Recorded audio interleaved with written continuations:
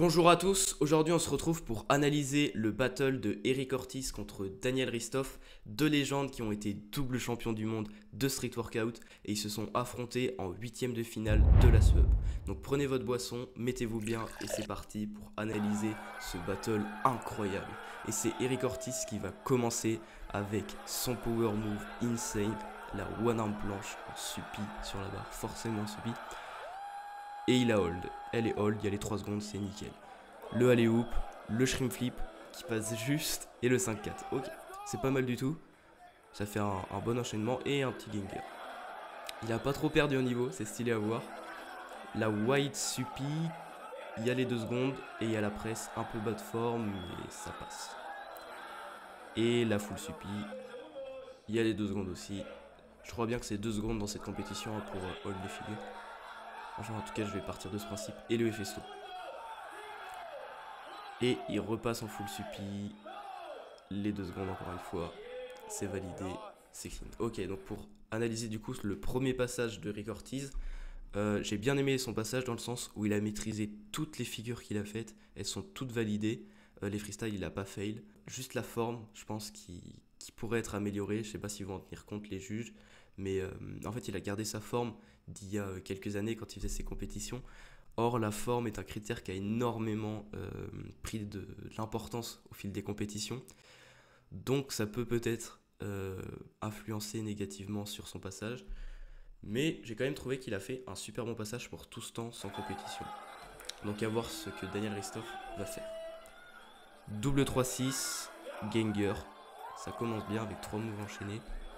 Je mets pause pour comparer, mais Eric Ortiz, lui, du coup, avait fait alley-oop, shrimp 5-4, et lui a fait double 3-6, ganger. Pour moi, pour l'instant, le combo d'Eric Ortiz est un petit peu plus dur, mais voilà, ça se vaut.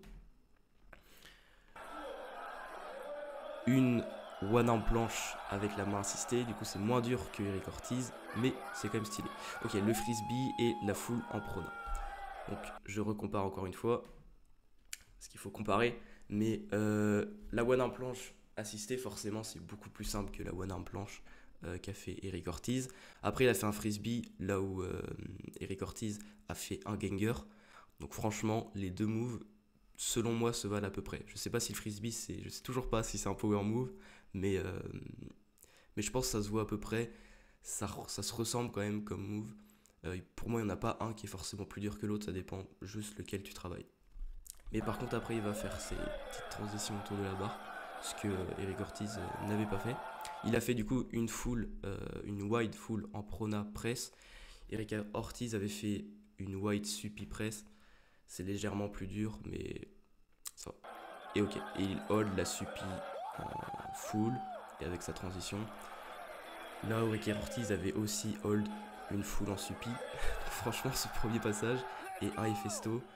Eric Ortiz avait aussi fait un Hefesto, un peu plus clean, mais Ristoff a été plus clean sur ses planches. Et la sortie. Ok, donc là, sur ce premier passage, c'est quasiment impossible de dire qui est meilleur. Daniel Ristoff, pour moi, était meilleur en agilité, vu qu'il a rajouté des transitions, sa sortie, etc. Donc, on va dire que Ristoff est un peu meilleur. En power move, c'est Eric Ortiz, avec sa one arm planche, clairement. En statique, bah en fait, c'est impossible de dire qui était le meilleur parce qu'ils ont fait la même chose quasiment. Il y a eu autant de hold en full quasiment d'un côté que de l'autre. En presse, bah, Ristoff a fait en prona, Eric Ortiz a fait en suppi. On peut juste dire à la limite que la forme de Ristoff était un peu mieux, mais sur les festos, la forme d'Eric Ortiz elle était mieux.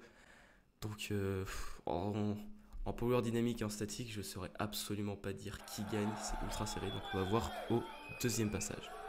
Donc il commence avec une full archer push-up. Je sais pas trop comment ça s'appelle, mais je sais que c'est plutôt impressionnant. Ok, la paille qui revient en full et il presse.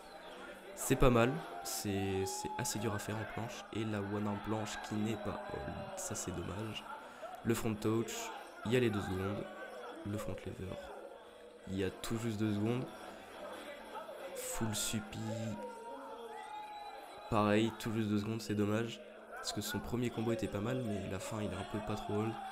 Et du coup, je sais pas si toujours ils prennent en compte la forme parce que sa forme est toujours un peu moyenne. Et la dragonne qui est On va dire qu'elle est hold 2 secondes.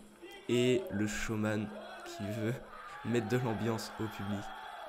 Et là par contre, là il a hold bien. Étrange. Mais en vrai c'est stylé, c'est stylé. Il anime le public.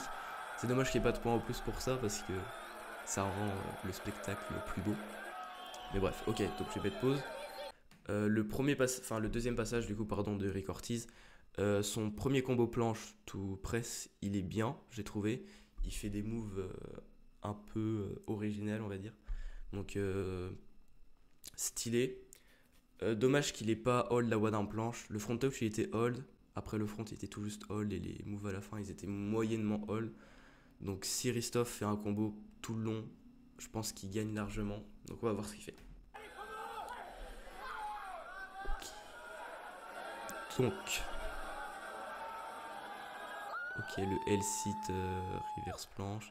Archer push-up, push-up, push-up. Ok, donc il a 3. Et il presse. Donc là, pour l'instant, pour moi, c'est un peu moins dur que Eric Ortiz. Ok, one en planche également.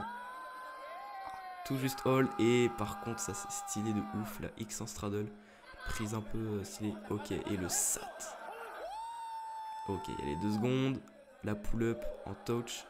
Il y a aussi les 2 secondes. Peut-être tout juste. Mais ça vaut les hold d'Eric Ortiz largement. Et la sortie en salto. Est-ce qu'il va refaire un move? Oui. Ouais. La dragonne aussi pour répondre à Eric Ortiz. Et c'est bien plus hold que Eric Ortiz. Donc là, selon moi, il n'y a pas photo. Daniel Ristoff gagne ce battle. Tout simplement parce qu'au premier, j'ai trouvé ça très serré. Mais en freestyle, il était meilleur. En power move, c'est Eric Ortiz qui gagne, selon moi. Mais en statique et power dynamique, c'est clairement Ristoff. Tout simplement parce que j'ai trouvé beaucoup plus clean. Déjà sur ses mouvements, ça joue. Dans les critères, je le sais. En front lever, il a été beaucoup plus complet. En faisant un SAT, un front pull-up, un front touch qui était un peu plus hold quand même que Eric Ortiz. Donc dans le power dynamique, ça joue aussi le fait d'être complet. Et en statique, globalement, il a plus hold qu'Eric Ortiz. Donc il a largement les points. Donc ça ferait 3 critères à 1. Je sais pas si les juges vont montrer chacun de... Par exemple le power move. Je sais pas si, même s'il était pour Eric, s'il va quand même le désigner en sachant que les 3 autres votent pour Ristoff. Je sais pas s'il peut y avoir 3-1 par exemple. Mais du coup on va voir la décision des juges. Ok, les 4 ont désigné Ristoff. Je sais pas si du coup le power move était vraiment pour Ristoff ou pas, ou si c'est juste qu'il a suivi les autres.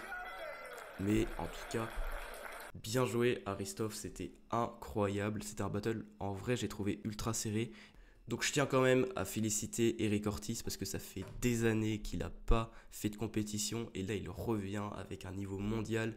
Il affronte Ristoff après des années sans avoir rien fait. Et franchement il propose un battle super serré. Donc moi, franchement je lui dis respect. Et Daniel Ristoff, toujours à son niveau, hein, franchement, il gagne. Donc là-dessus, pas de souci, un très bon battle qu'il a fait. Donc félicitations à lui. Donc je vous remercie d'avoir regardé cette vidéo. N'hésitez pas à la partager et à vous abonner parce qu'il y a évidemment d'autres vidéos qui vont bientôt sortir cette semaine et les semaines prochaines. Et sur ce, Davai!